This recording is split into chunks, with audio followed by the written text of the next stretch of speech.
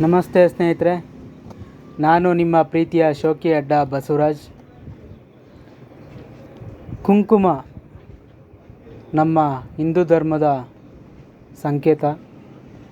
ಇದನ್ನು ಇತ್ತೀಚೆಗಿನ ಹೆಣ್ಣು ಮಕ್ಕಳು ಮರಿತಾ ಇದ್ದಾರೆ.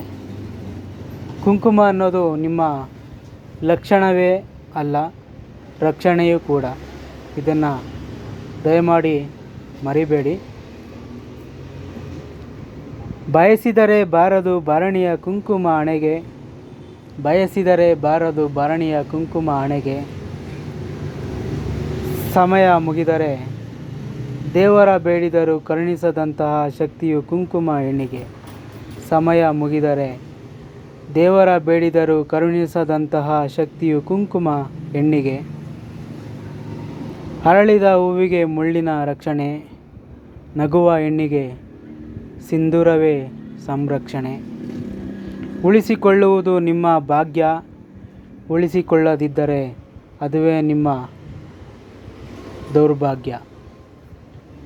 ಎಚ್ಚರ.